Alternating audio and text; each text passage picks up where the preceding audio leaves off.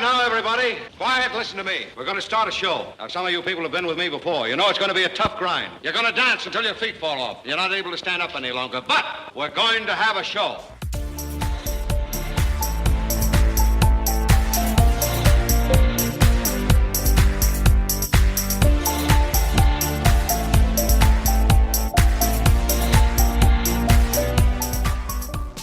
Hello and welcome to the Pink Door Podcast. Imagine paying $50,000 over the asking price for a property that is literally the size of a standard hotel room. I mean, it sounds like a bad joke, right? It really does. But in Plymouth's July 2026 real estate market, that is not a hypothetical. That is a literal documented receipt from the stack of data we are looking at today. Yeah, the numbers this month are just wild. Exactly. So today we're doing a deep dive into the market metrics for Plymouth, Massachusetts, specifically looking at zip code 02360.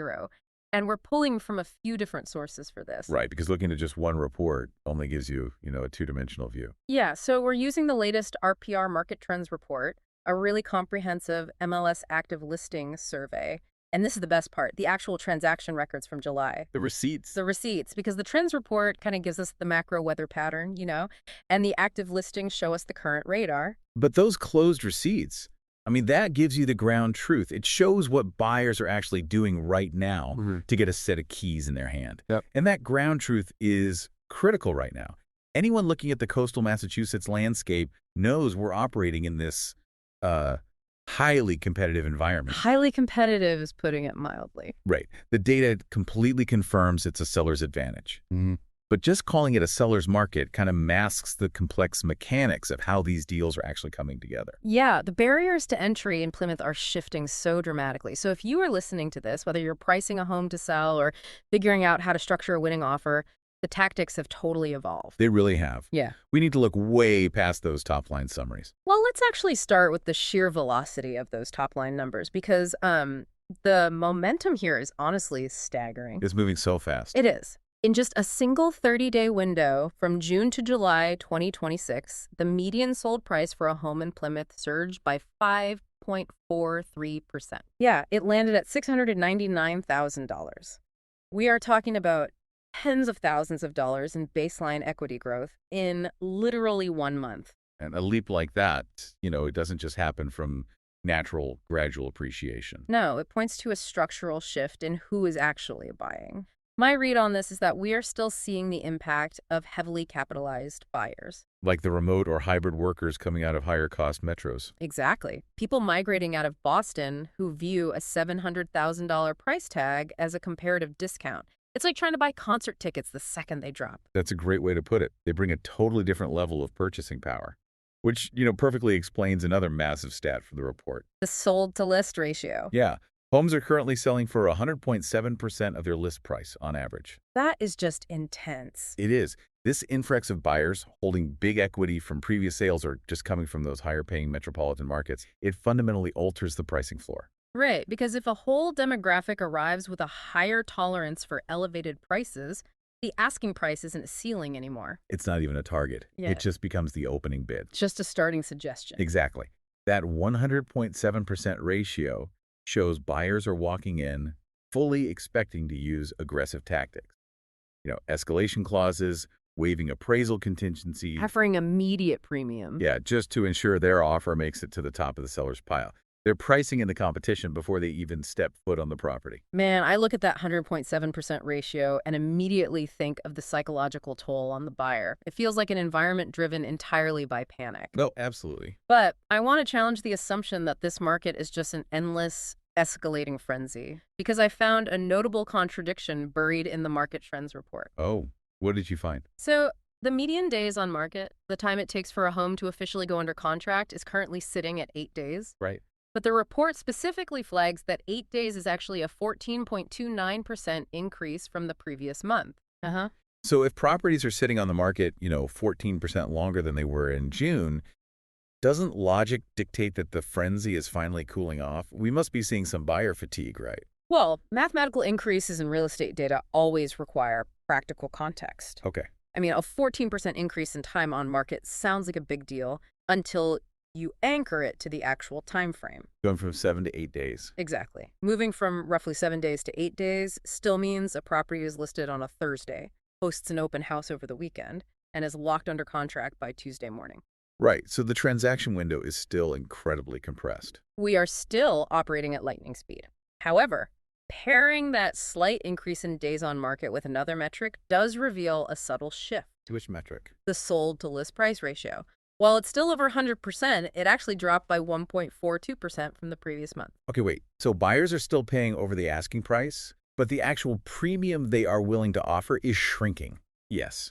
The data indicates a slight recalibration. Buyers are still moving swiftly to secure properties, but they might be resisting the impulse to just throw an extra $20,000 or $30,000 on top of their bid. Just for the sake of overwhelming the competition. Right. They are defining their upper limits a bit more strictly. They're still sprinting toward the finish line, but they are calculating their final steps rather than just throwing money blindly. They might be calculating their final steps, but they are still buying almost everything in sight within a week. That's true.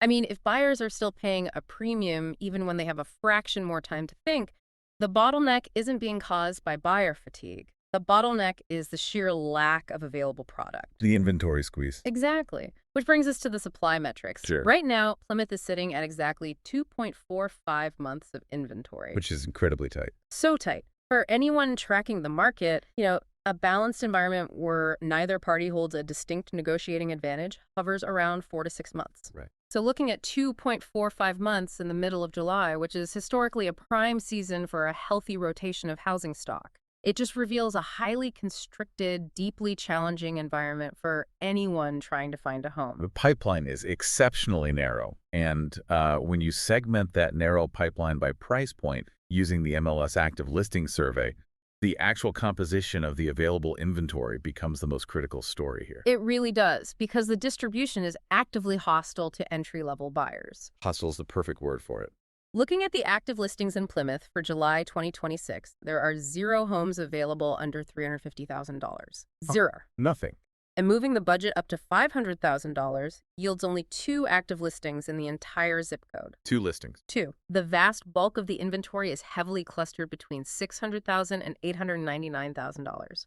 It feels like the traditional starter home is practically extinct here. It essentially is. So if you're a listener with a $400,000 budget, are you just completely out of luck, or do you have to change what home even looks like? You really have to redefine it. The mechanism behind that vanishing act is what demands attention.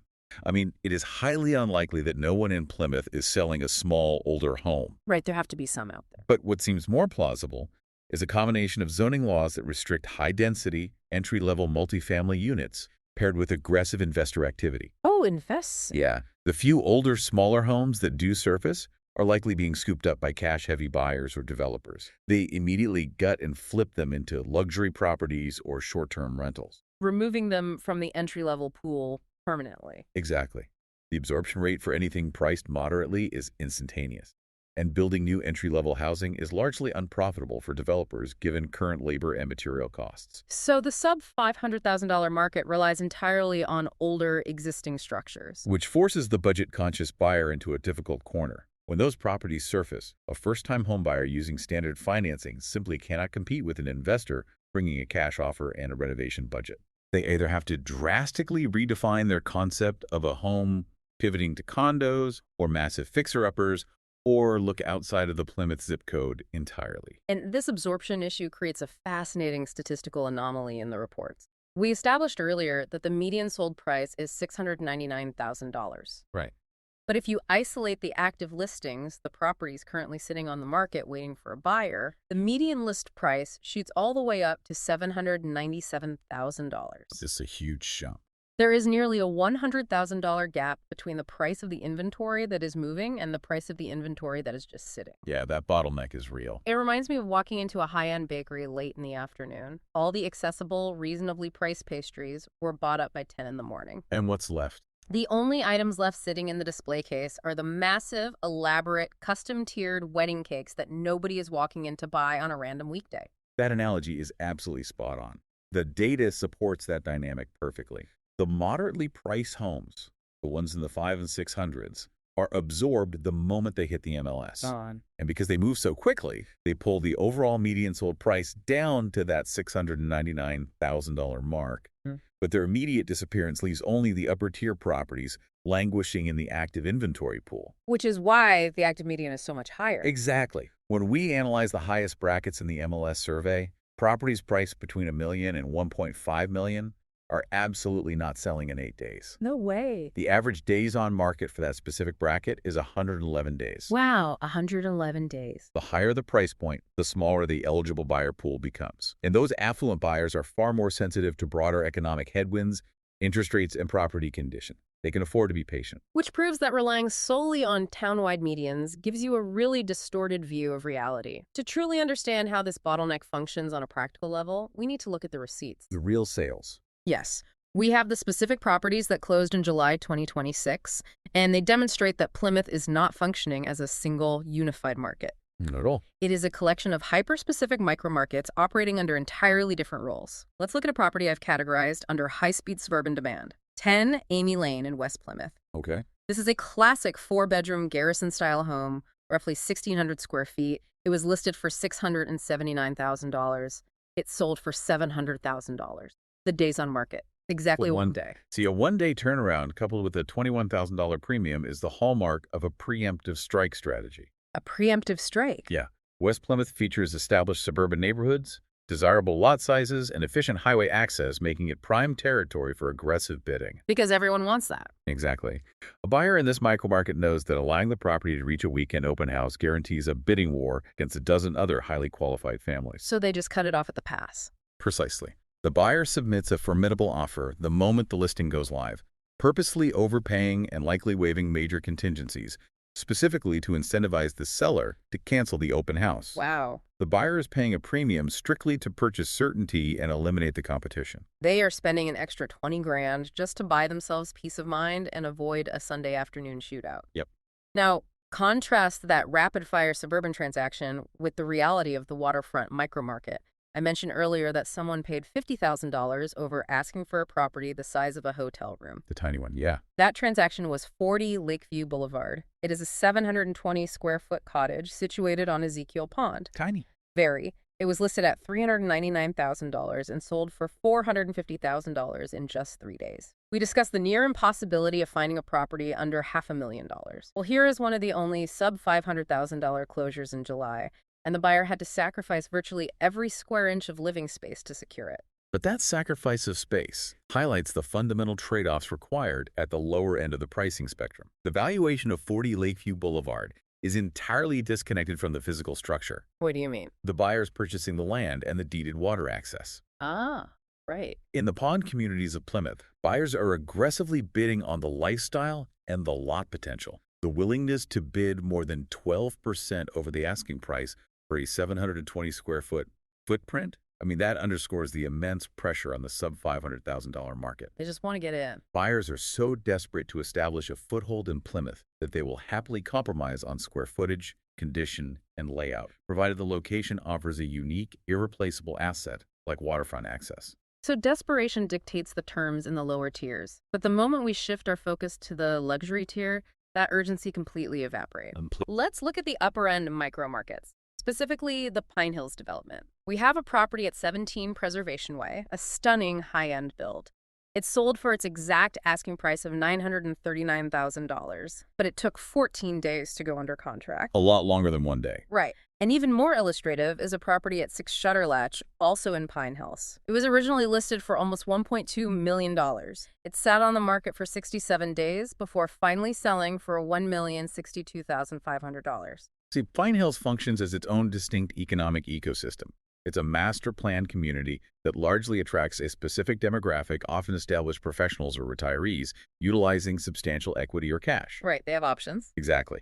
The housing stock within the development is generally uniform in its high quality, meaning buyers are not fighting over a rare gem. They are choosing among several premium options. So the power dynamic totally flips. Yes. Because the buyer pool is smaller and the options are plentiful at that price point, buyers do not need to execute preemptive strikes. They have the leverage to tour the property multiple times, wait out the seller, negotiate the price down by well over $100,000, and take over 2 months to finalize the transaction. The contrast is just jarring. You can secure a pond-side cottage for $450,000, provided you can live in the footprint of a large apartment. Right. Or you can buy a classic 4-bedroom garrison for $700,000, provided you are willing to make the largest financial commitment of your life within 24 hours. Also true. Or you can take your time, negotiate aggressively, and spend 2 months contemplating your decision, provided you have over $1 million to spend. It just proves that the town borders on the mailing address are completely irrelevant compared to the economic physics of the specific street you are looking at. Which means navigating Plymouth right now requires abandoning macro market generalizations. If you are a seller listing a $650,000 colonial in South Plymouth, you must prepare your legal and financial teams for a blitzkrieg of immediate aggressive offers. Get ready. But conversely, if you're listing a $1.2 million luxury property in a planned community, you must brace for a protracted campaign, manage your carrying costs, and be prepared for substantive negotiations. Right, because applying the urgency of West Plymouth to a luxury listing will just result in panicked price drops. And applying the patience of Pinehills to a mid-tier listing will result in losing the property entirely. Which really requires a deeply tactical, hyper-local approach from both buyers and sellers. Absolutely. But looking at the entirety of this July data, specifically the aggressive absorption of those mid-tier homes and the complete evaporation of the sub-$500,000 market, sparks a much larger concern for me. The demographic shift. Yeah. When the entry point for home ownership in a historic, highly desirable coastal town effectively vanishes, it forces a profound shift in the community's future. I mean, what happens to the town? Well, the rising financial floor acts as a massive demographic filter. We really have to consider the long-term trajectory of the South Shore when the housing market structurally excludes an entire economic class. It's scary to think about. It is. If the entry point keeps rising at this trajectory, the cultural and socioeconomic makeup of Plymouth will fundamentally transform over the next decade. It raises the critical question of who actually gets to live in these communities 10 years from now. I mean, if the traditional starter home is extinct and the only demographics capable of entering the market are affluent retirees paying cash or professionals migrating with massive equity, the fabric of the town just changes. Entirely. Essential workers, municipal employees, teachers, young families who grew up in the area, they find themselves structurally priced out of the very towns they serve and wish to invest in. The evaporation of that lower tier isn't just an inconvenience for house hunters. No, it is a mechanism of demographic replacement. It is a really sobering reality tucked inside a standard monthly market report, and understanding the human element behind that missing bottom tier completely changes how you view the landscape of coastal real estate. If you have any questions about this episode, or if you are thinking about buying or selling a house anywhere on Boston's South Shore from Southie to Sagamore, give Jim Aldred a call. He would love to speak with you. Jim believes that people in transition often feel anxious about buying or selling a home, and he provides them with the guidance and security to help your family move on smoothly. Thanks for listening, and catch you on the next episode of the Pink Door Podcast.